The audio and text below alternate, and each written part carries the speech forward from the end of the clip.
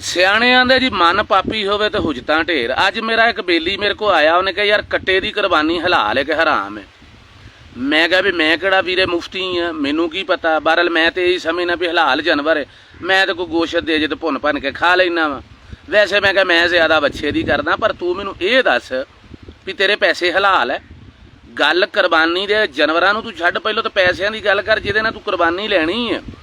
ਮੇਰਾ ਤੇ ਈਮਾਨ ਹੈ ਕਿ ਜੇ ਤੇਰੇ ਪੈਸੇ ਹੀ ਹਲਾਲ ਨਹੀਂ, ਤੂੰ ਬੱਕਰੇ ਦੀ ਕਰ, ਵੱਛੇ ਦੀ ਕਰ, ਉਹ ਵੀ ਨਹੀਂ ਕਬੂਲ। ਤੇ ਅੱਗੋਂ ਮੇਰੇ ਗਲ ਪੈ ਗਿਆ, ਮੈਨੂੰ ਆਂਦਾ ਮੈਂ ਚਰਸ ਵੇਚਣਾ, ਮੈਂ ਅਫੀਮ ਵੇਚਣਾ, ਮੈਨੂੰ ਬੜੀਆਂ ਗੱਲਾਂ ਕੀਤੀਆਂ।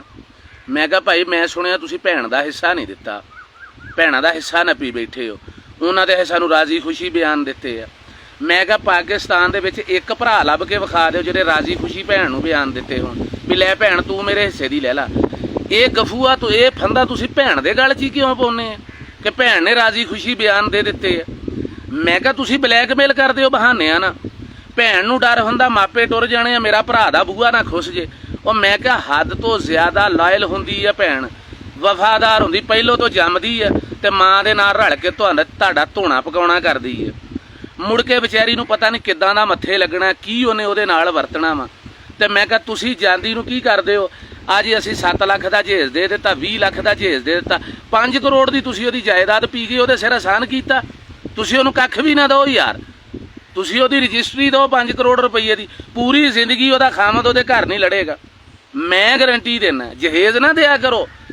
ਸ਼ਰੀਅਤ ਨੇ ਜਹੇਜ਼ ਨੂੰ ਹਰਾਮ ਕਿਹਾ ਤੇ ਹੱਕ ਨੂੰ ਹਲਾਲ ਕਿਹਾ। ਤੁਸੀਂ ਕੀ ਕਰਦੇ ਜਨਾਬ? ਡਰਾਮੇਬਾਜ਼ੀਆਂ, ਅਦਾਕਾਰੀਆਂ ਤੁਹਾਡੇ ਤੋਂ ਖਤਮ ਹੈ। ਭੈਣ ਜਿਹੜੀ ਹੈ ਜਾਂ ਧੀ ਜਿਹੜੀ, ਉਹ 3 ਮਹੀਨਿਆਂ 'ਚ ਜੰਮਦੀ ਹੈ, ਉਹ ਵੀ 9ਵਾਂ 'ਚ ਹੀ ਜੰਮਦੀ ਹੈ। ਜੰਮਣ ਤੋਂ ਬਾਅਦ ਰਲ ਕੇ ਮਾਂ ਦੇ ਨਾਲ ਤੁਹਾਡੀ ਪਰਵਰਿਸ਼ ਕਰਦੀ ਹੈ। ਤੁਸੀਂ ਉਹਨੂੰ ਬਲੈਕਮੇਲ ਕਰਕੇ, ਡਰਾਮੇਬਾਜ਼ੀਆਂ ਕਰਕੇ ਉਹਦੇ ਕੋਲ ਬਿਆਨ ਲੈ ਲੈਂਦੇ ਹੋ ਤੇ ਬਾਅਦ 'ਚ ਪੁੱਛਦੇ ਫਿਰਦੇ ਹੋ ਕੱਟੇ ਦੀ ਕੁਰਬਾਨੀ ਹਲਾਲ ਹੈ ਕਿ ਹਰਾਮ ਹੈ। ਮੈਨੂੰ ਤਾਂ ਤੁਹਾਡਾ ਸਾਰਾ ਰਿਜ਼ਕ ਹੀ ਹਰਾਮ ਲੱਗਦਾ। ਤੁਸੀਂ ਉਸ ਵਿਚਾਰੀ ਦਾ ਉਹ ਤਾਂ ਸਾਰਾ ਕੁਝ ਕੁੰਝ ਲਿਆ। ਮੈਂ ਦਾਅਵੇ ਨਾਲ ਕਹਿ ਸਕਦਾ ਹਰ ਭਰਾ ਨੂੰ, ਹਰ ਪਿਓ ਨੂੰ, ਉਹ ਖੁਦਾ ਦਾ ਵਾਸਤਾ ਯਾਰ ਮਰ ਜਾਣਾ, ਅਸੀਂ ਦੁਨੀਆ ਛੱਡ ਕੇ ਚਲੇ ਜਾਣਾ। ਔਲਾਦ ਨੂੰ ਬਰਾਬਰ ਕਰਿਆ ਕਰੋ। ਜਿਹੜਾ ਸ਼ਰੀਅਤ ਨੇ ਧੀ ਦਾ ਹੱਕ, ਭੈਣ ਦਾ ਹੱਕ ਮੁਕਰਰ ਕੀਤਾ, ਉਹਦੇ ਨਾਲ ਲਵਾਇਆ ਕਰੋ, ਉਹਨੂੰ ਦਿਆ ਕਰੋ। ਇਹ ਡਰਾਮੇਬਾਜ਼ੀਆਂ ਨਾ ਕਰਿਆ ਕਰੋ ਕਿ ਉਹਨੇ ਰਜ਼ਾਮੰਦੀ ਨਾਲ ਬਿਆਨ ਦਿੱਤੇ। ਦਲੀਲ ਇਹ ਆ ਕਿ ਕੋਈ ਇੱਕ ਭਰਾ ਪਾਕਿਸਤਾਨ 'ਚੋਂ ਲੱਭ ਕੇ ਦੱਸ ਦਿਓ ਜਿਹਨੇ ਭੈਣ ਨੂੰ ਰਜ਼ਾਮੰਦੀ ਨਾਲ ਬਿਆਨ ਦਿੱਤੇ ਹੋਣ। ਇਹ ਭੈਣ ਦੀ ਡਿਊਟੀ ਹੈ। ਹਕੀਕਤ ਇਹ ਹੈ ਕਿ ਤੁਸੀਂ ਸਾਜ਼ਿਸ਼ਾਂ ਕਰਦੇ ਹੋ, ਡਰਾਮੇਬਾਜ਼ੀਆਂ ਕਰਦੇ ਹੋ, ਅਦਾਕਾਰੀਆਂ ਇੱਦਾਂ ਦੀਆਂ ਕਰਦੇ ਹੋ ਕਿ ਉਹ ਵਿਚਾਰੀ ਮਜਬੂਰ ਹੋ ਕੇ ਤੇ ਉਹ ਤੁਹਾਡੇ ਨਾਂ ਬਿਆਨ ਦੇ ਜਾਂਦੀ ਹੈ। ਕੋਈ ਭੈਣ ਆਪਣੇ ਘਰ 'ਚ ਦੁਖੀ ਨਹੀਂ ਰਹੇਗੀ ਅਗਰ ਭਰਾ ਤੇ ਪਿਓ ਦਾ ਹਿੱਸਾ ਉਹਨੂੰ ਪੂਰਾ ਦੇਣ। ਸਮਝ ਆਈ? ਪੂਰੀ ਜ਼ਿੰਦਗੀ ਉਹ ਖਾਮਦ ਦੇ ਤਾਨੇ ਬਰਦਾਸ਼ਤ ਕਰਦੀ ਹੈ। ਸਮਝ ਆਈ? ਤੁਸੀਂ ਉਹਦੀ ਜ਼ਮੀਨ ਨੱਪ ਜਾਂਦੇ ਹੋ ਤੇ ਮੁੜ ਕੇ ਆਣ ਕੇ ਜਨਾਬ ਪੁੱਛ ਕੀ ਰਹੇ ਹੋ ਵੀ ਇਹ ਜੀ ਕੱਟੇ ਦੀ ਕੁਰਬਾਨੀ ਹਲਾਲ ਹੈ ਕਿ ਹਰਾਮ ਹੈ? ਪਹਿਲਾਂ ਤਾਂ ਭਾਈ ਜਾਨ ਆਪਣਾ ਰਿਜ਼ਕ ਹਲਾਲ ਕਰੋ ਨਾ, ਉਹਦਾ ਤੁਸੀਂ ਕਿਉਂ ਨਹੀਂ ਦਿੰਦੇ? ਮੈਂ ਪੂਰੇ ਰਿਸ਼ਤੇ, ਸਾਡੇ ਇੱਥੇ ਮਸਜਿਦ ਦੀ ਗੱਲ ਸੁਣ ਲਓ ਜੀ, ਸਾਡੇ ਇੱਥੇ ਇੱਕ ਮਸਜਿਦ ਭਾਬੀਆਂ ਦੀ ਆ, ਇੱਕ ਬਰੇਲਵੀਆਂ ਦੀ ਆ, ਤੀਸਰਾ ਇਮਾਮ ਮਸਜਿਦ ਆ ਗਿਆ। ਮੈਂ ਕਿਹਾ ਵਿਰਾਸਤ ਤੇ ਯਾਰ ਇੱਕ ਜੁਮਾ ਪੜ੍ਹਾ ਦਿਓ। ਮੈਂ ਤੁਹਾਡੀ ਮਿਹਨਤ ਕਰਦਾ। ਸਾਡੇ ਪੂਰੇ ਪਿੰਡ ਦੇ ਵਿੱਚ ਮੇਰਾ ਖਿਆਲ 90% ਲੋਕਾਂ ਨੇ ਜਿਹੜਾ ਵਾ ਨਾ ਉਹ ਧੀਆਂ ਨੂੰ ਹਿੱਸਾ ਨਹੀਂ ਦਿੱਤਾ। ਤੇ ਤੁਸੀਂ, ਮੈਂ ਕਿਹਾ ਯਾਰ ਤੁਹਾਡੀ ਮਿਹਰਬਾਨੀ, ਤੁਸੀਂ ਇਹਦੇ ਤੇ ਜੁਮਾ ਪੜ੍ਹਾ ਦਿਓ। ਅੱਗੋਂ ਭਾਈ ਮੌਲਵੀਆਂ ਦੇ ਕਾਂ ਸਿਆਣੇ, ਉਹਨਾਂ ਨੂੰ ਪਤਾ ਵੀ ਇਹ ਤੇ ਪੂਰੇ ਪਿੰਡ ਦੇ ਹਿੱਸਾ ਨਹੀਂ ਦਿੱਤਾ, ਤੇ ਜੇ ਅਸੀਂ ਜੁਮਾ ਪੜ੍ਹਾ ਦਿੱਤਾ ਤੇ ਸਾਨੂੰ ਮਸੀਤ ਬਦਲਣੀ ਪੈਣੀ। ਗੱਲ ਇਹ ਆ ਕਿ ਹਰ ਬੰਦਾ ਹੀ ਯਕੀਨ ਜਾਣੋ, ਅਗਰ ਮੈਨੂੰ ਕੋਈ ਸੁਣ ਰਿਹਾ ਪਿਆਰ ਕਰਦਾ, ਮੈਂ ਇੱਕ ਤੁਹਾਨੂੰ ਇਹ ਕੁਲੀਏ ਦੀ ਗੱਲ ਦੇ ਜਾਵਾਂ।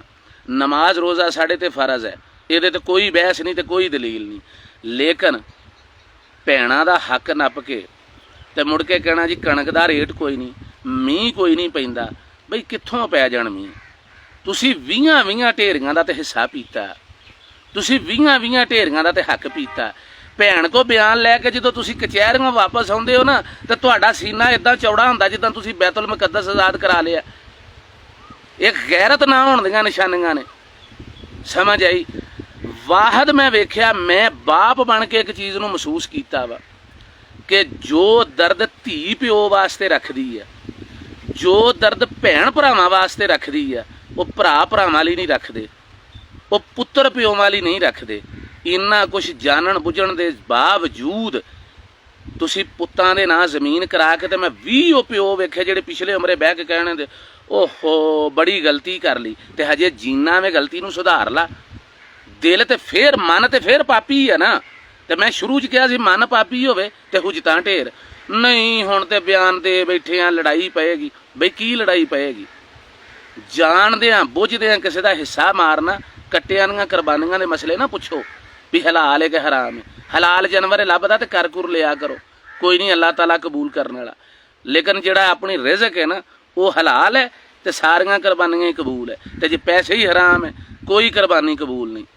ਤੇ ਆਖਰ ਤੇ ਅਰਜ਼ ਹੈ ਕਿ ਆ ਮੇਰੀ ਵੀਡੀਓ ਦੇ ਉੱਤੇ ਇੱਕ ਨੀਲੇ ਜਿਹੇ ਰੰਗ ਦਾ ਫਾਲੋ ਲਿਖਿਆ ਹੁੰਦਾ, ਉੱਥੇ ਉਂਗਲ ਨਾਲ ਫਾਲੋ ਕਰ ਲਿਆ ਕਰੋ। ਉੱਥੇ ਡੂਮਣਾ ਨਹੀਂ ਲੱਗਾ ਜਾਂ ਭੁੰਡਾਂ ਦੀ ਖੱਖਰ ਨਹੀਂ ਲੱਗੀ ਵੀ ਤੁਹਾਡੇ ਹੱਥ ਤੇ ਲੜ ਜਾਣੇ। ਮਿਲਦੇ ਇਨਸ਼ਾਅੱਲਾ ਅਗਲੀ